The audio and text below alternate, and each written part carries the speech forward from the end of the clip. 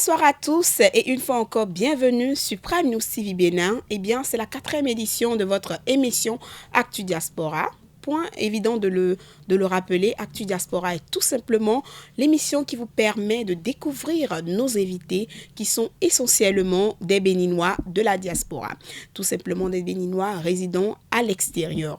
Aujourd'hui, nous avons l'immense privilège de recevoir une brave femme béninoise. Elle répond au nom de Reine Hunyovi. Elle est aux États-Unis, elle est entrepreneure et aujourd'hui répond à notre micro pour mieux se faire connaître. Reine Hunyovi, bonsoir et bienvenue sur Prime News TV Bénin. Présentez-vous s'il vous plaît en mettant l'accent sur votre nom, prénom, âge et situation matrimoniale. Bonjour chers téléspectateurs, bonjour journalistes. Je me nomme Reine Hunyovi, j'ai 26 ans, je réside aux États-Unis depuis plus de 5 ans. Je suis en couple et je suis entrepreneur. Depuis quand avez-vous rejoint les États-Unis et pour quel but? J'ai rejoint les États-Unis d'Amérique en 2016 et c'était pour les études et le travail. Votre objectif est-il toujours le même ou est-il atteint à présent? Mon objectif n'est pas encore atteint, mais j'y travaille toujours. Comme on le dit, pour construire une maison, il faut quand même des étapes, right? So, il faut mettre la base et au fur et à mesure, donc, on y travaille toujours. Effectivement. Dites-nous, en tant que femme, est-ce que la procédure d'installation et aussi d'obtention du visa pour les USA a été facile pour vous? Et comparativement aux hommes, comment trouvez-vous cela? Merci pour la question. Je pense que la facilité d'intégration aux États-Unis ne dépend pas vraiment du sexe, mais ça dépend de la chance de chaque personne. Moi, j'ai eu la chance d'être tombée sur des compatriotes très gentils qui m'ont vraiment facilité l'intégration. Ils m'ont orientée, donné des conseils et je profite de ce bien pour leur dire encore un grand merci. D'accord. Vous êtes entrepreneur, nous l'avons dit un peu plus haut. Dites-nous, dans quel domaine entreprenez-vous et qu'est-ce que vous faites effectivement? Vous faites également de la vente en ligne. Comment cette vente se passe? Merci pour la question. Je vends les accessoires et les habits africains en ligne.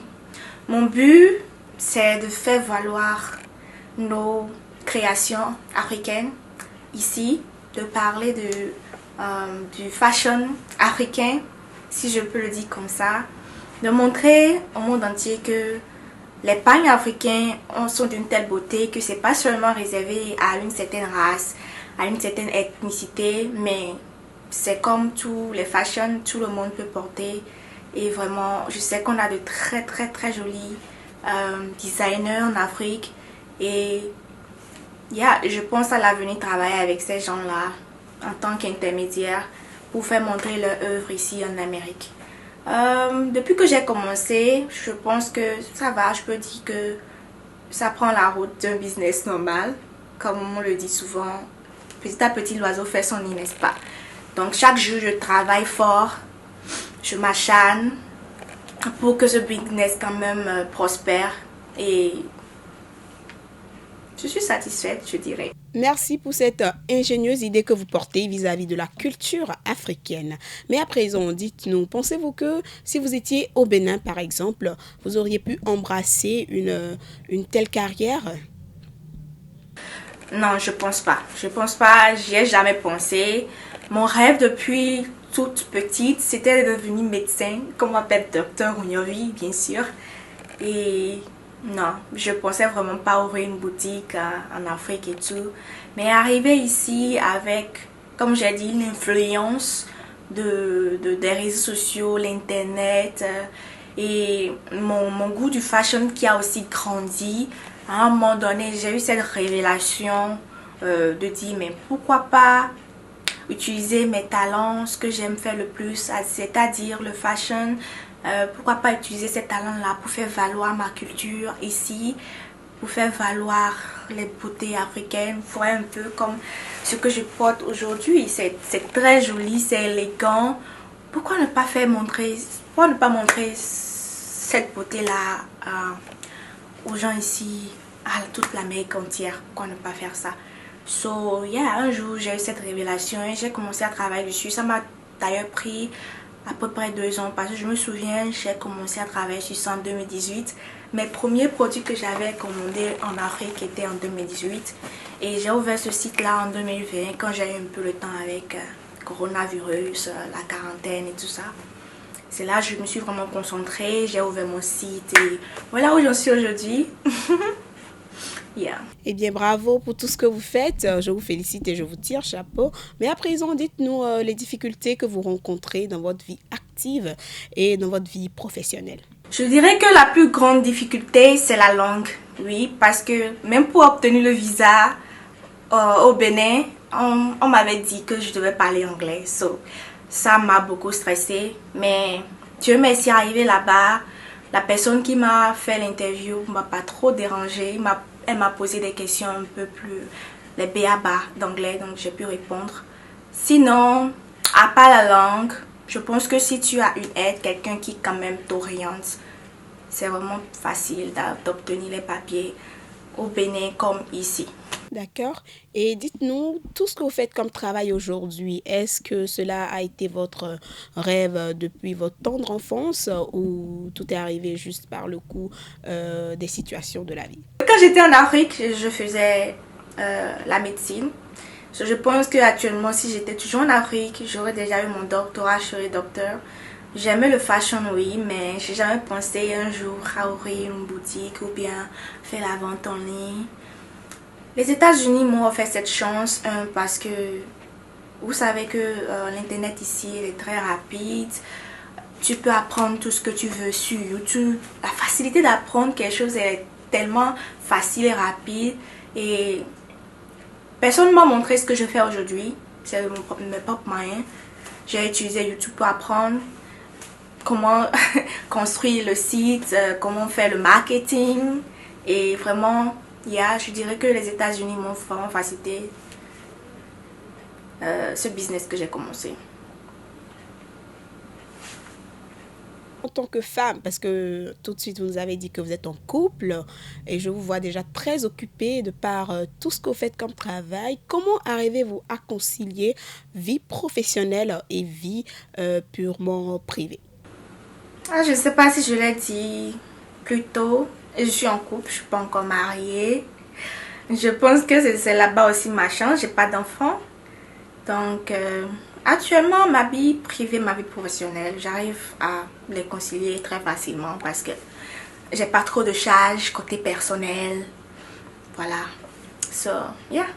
On verra bien au moment où je serai mariée que j'aurai des enfants. Alors, nous tendons déjà à la fin de notre interview. Très rapidement, pouvez-vous nous donner un mot? Quel est le mot que vous vous adressez à ces jeunes qui nous suivent et qui, tout comme vous, aimeraient entreprendre? Le mot hésiter. Ce mot, c'est le mot qui a tué plusieurs rêves dans ce monde. Je dirais, lance-toi.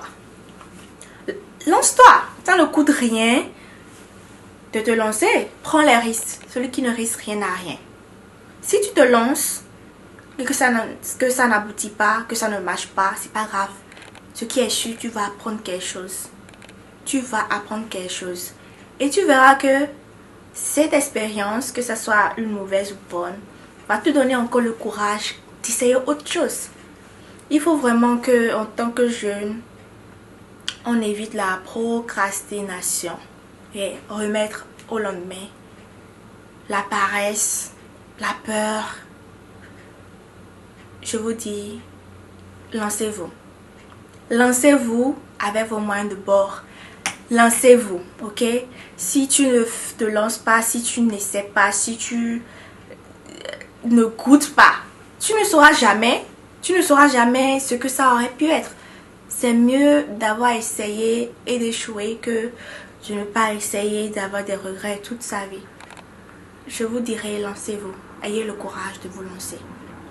Dieu qui est là-haut va vous aider, va vous donner la force à avancer.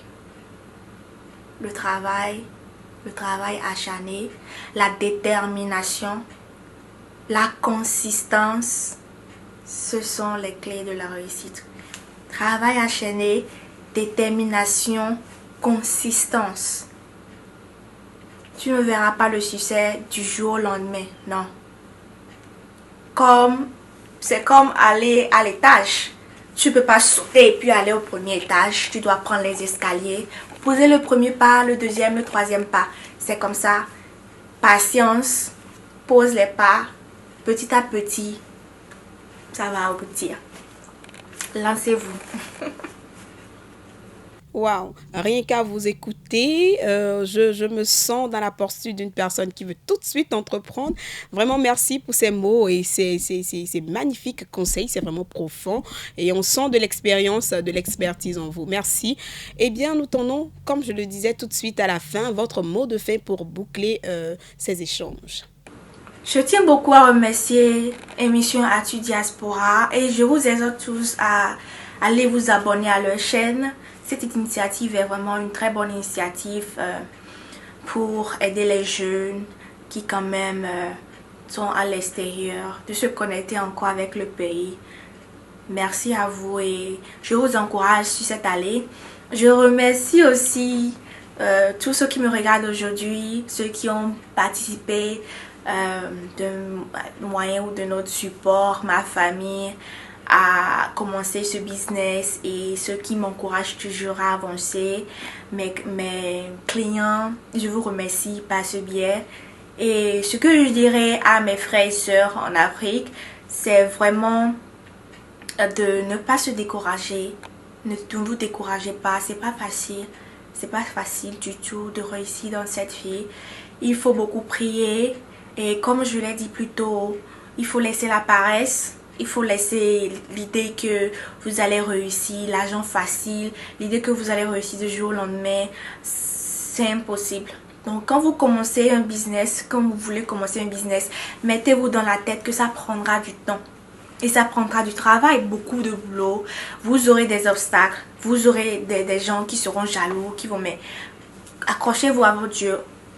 Tenez à cette passion, que cette passion soit toujours votre motivation. Foncez, bossez dur, quand même, ça va marcher.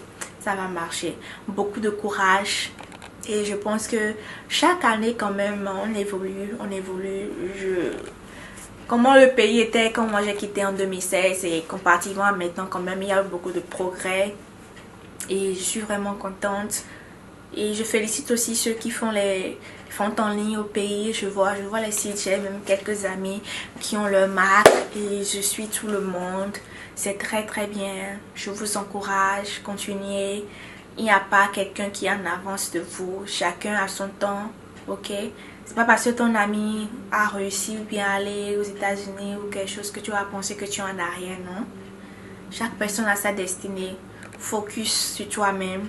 Concentre-toi sur toi-même. Cherche à évoluer chaque jour. Cherche à apprendre de nouvelles choses. Cherche à te développer personnellement. Concentre-toi sur toi et le reste viendra naturellement. Merci beaucoup et je vous souhaite du courage à Actu Diaspora. Eh bien, merci Reine pour ces chaleureux conseils, surtout édifiants. Vous l'avez écouté, vous l'avez suivi. C'est une brave femme. Moi, je la nomme héroïne, hein, je dirais tout simplement. Et merci à vous, Reine Hunyonvi, pour ce passage. Merci à vous aussi, chers internautes, vous qui nous suivez. Vous l'avez écouté, vous l'avez entendu. Ne jamais abandonner. Travailler comme un fou, comme si la fin du monde était demain. Et on arrivera au bout du tunnel. Une fois encore, merci. Et on se retrouve très prochainement pour un autre numéro de Actu Diaspora.